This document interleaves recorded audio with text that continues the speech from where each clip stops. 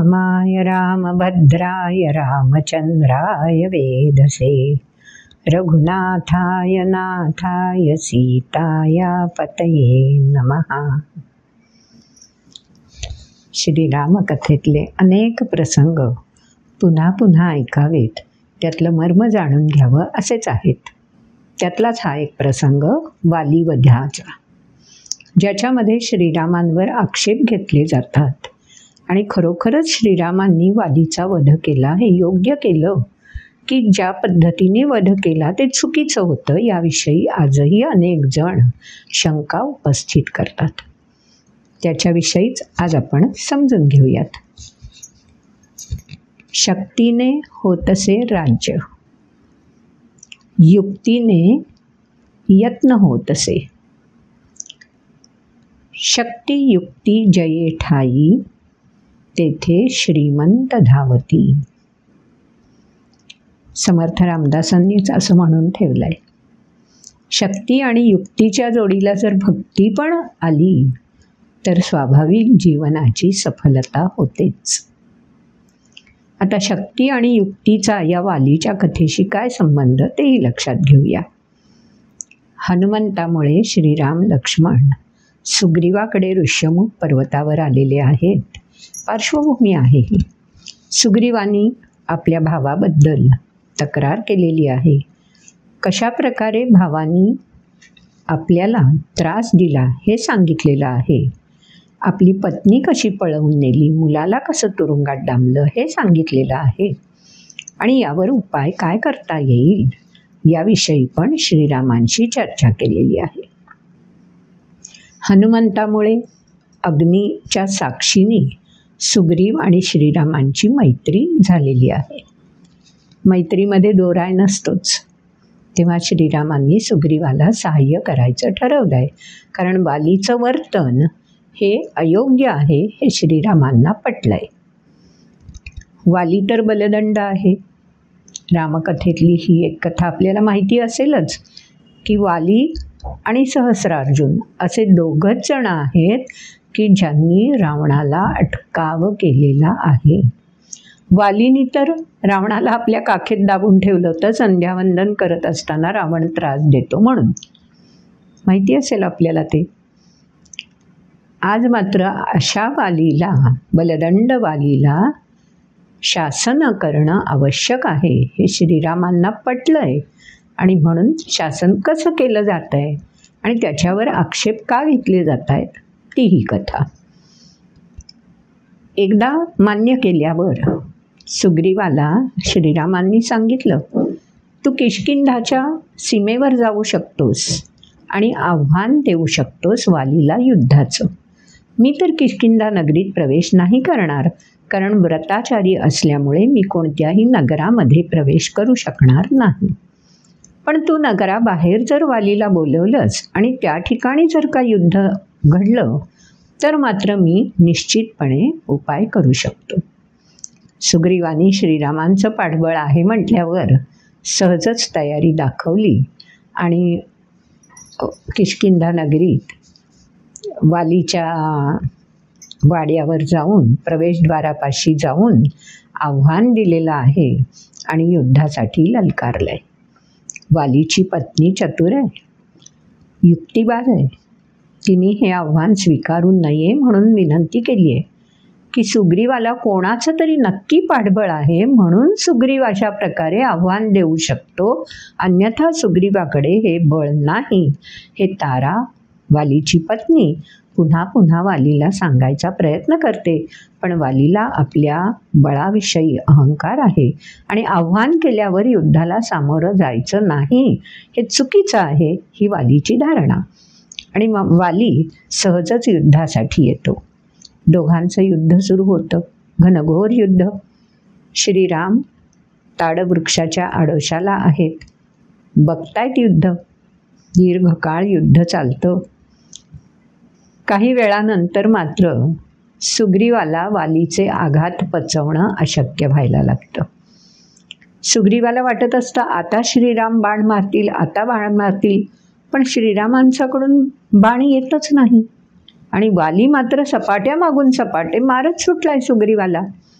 अखेर सुग्रीव पलायन करायचा निर्णय करतो आणि पाठ दाखवून धुमसुसाट ऋष्यमुख पर्वताकडे पळत निघतो.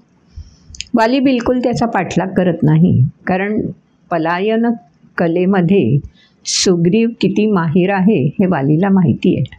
आपण त्याला पकडू शकणार नाही याचीही वालीला जाणीव आहे. म्हणून ठीक आहे, त्यांनी आव्हान दिलं, आपण आव्हान पेललं, जाऊ दे परत त्याला, असं म्हणून वाली परत येतो. श्रीराम आणि लक्ष्मणही सुग्रीवाच्या इकडे परत येतात. सुग्रीव विचारतो, आपण बाण सोडला नाहीत, आपण माझ्याशी खोटेपणाने वागलात.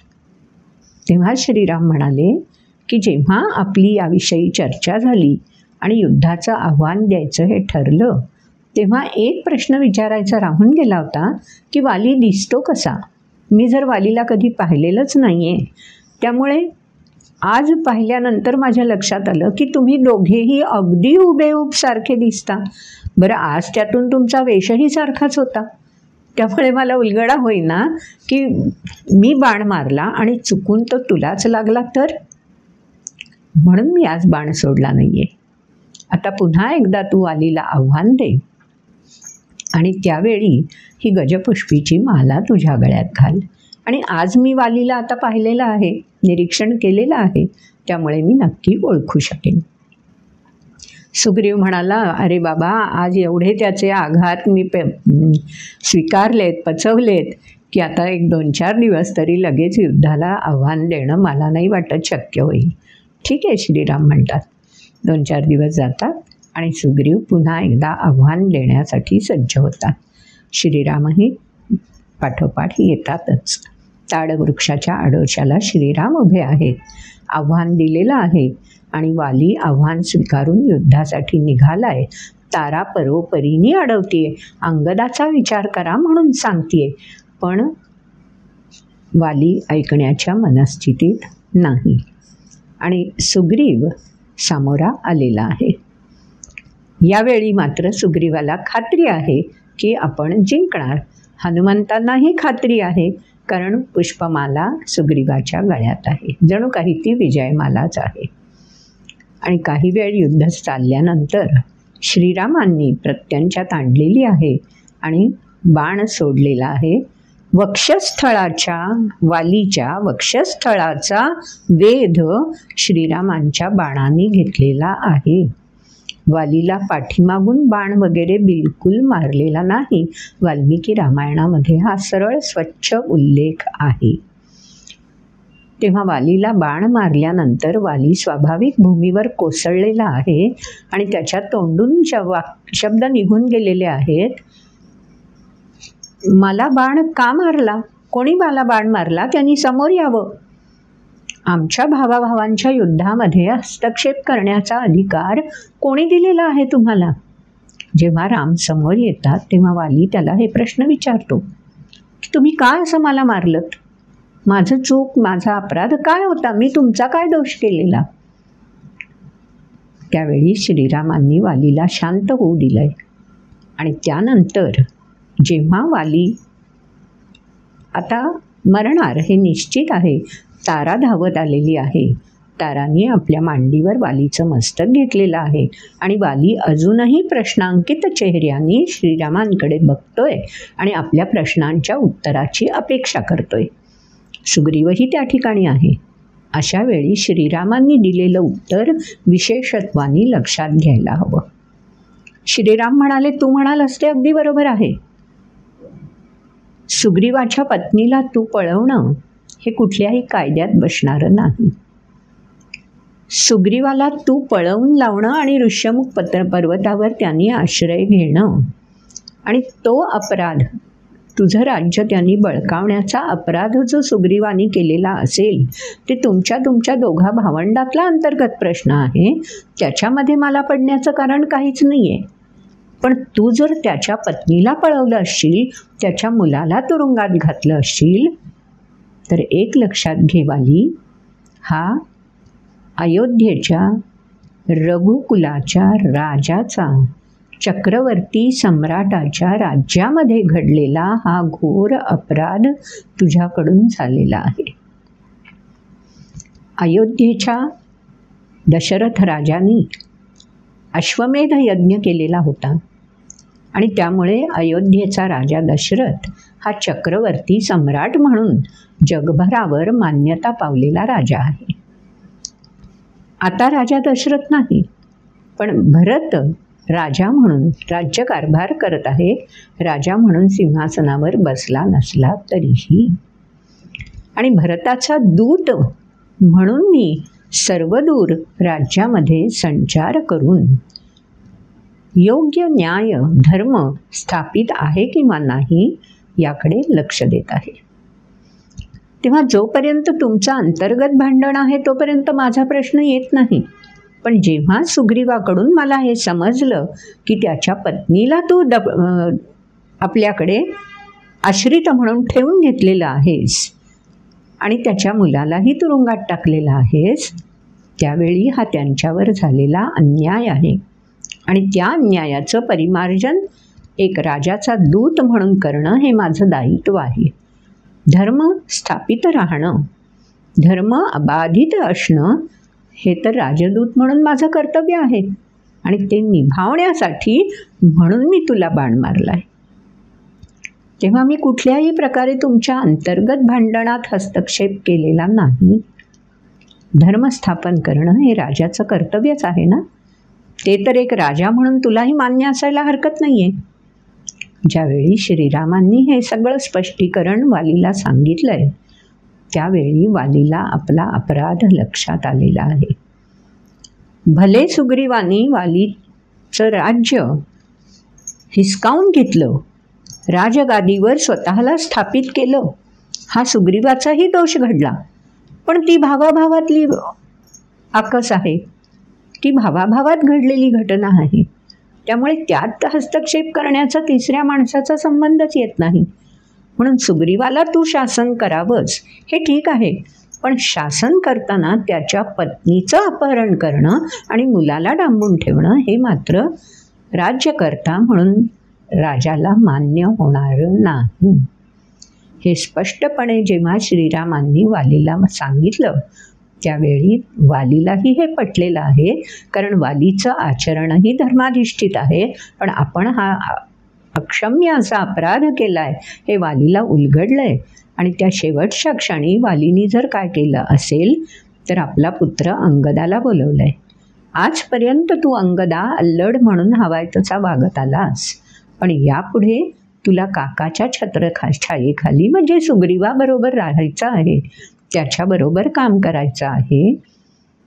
तेव्हा श्रीरामा एकच वचन मला द्याल, माझ्या अंगदाचा पित्यासमान आपण कार्यभार व्हावा, पित्यासमान त्याची देखभाल त्याचं संगोपन जोपासना आपण करावी, एवढीच माझी विनंती आहे.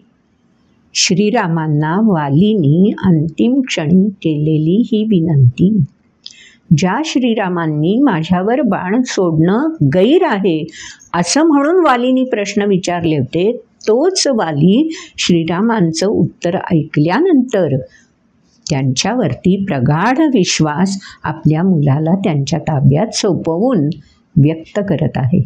हा वाल्मिकी रामायणातला वाली, श्रीराम आणि अंगदाच्या बाबतीतला सुग्रीवाच्या सोबत घडलेला प्रसंग. तेव्हा ज्या काही शंका वालीच्या वधाच्या बाबतीत आजही अनेक जण उपस्थित करतात, त्या शंकांना सडेतोड उत्तर वाल्मिकी रामायणामध्ये अशा पद्धतीने दिलेलं आहे. कदाचित आपल्यापैकी काहींना ही कथा माहीतही असेल, पण अनेकांनी वाल्मिकी रामायण अभ्यासलेलं नसेल, त्यांच्यापर्यंत ही कथा पोहोचावी आणि श्रीरामांनी मानव असून कोणत्याही प्रकारचं आक्षेपार्ह कार्य कधीही केलेलं नाही, आयुष्यभर धर्माधिष्ठित पालन, धर्मानुसारच आचरण, म्हणून तर ते मर्यादा पुरुषोत्तम ना, त्याचंच आचरण श्रीरामांनी केलं आहे हे अशा छोट्या छोट्या प्रसंगांमधून लक्षात यावं आणि आक्षेप नाहीसे व्हावेत, आपल्या मनामध्येही किलमिश राहू नये म्हणून आवर्जून ही कथा सांगितली. बरं, कथा आवडली असेल, वाल्मिकी कथा वाल्मिकी रामायणातलीच आहे, ती काही आपली कोणी कल्पित कथा नाहीच आहे. आवडली असेल तर लाईक जरूर करा. शेअर तर आपण करत असालच.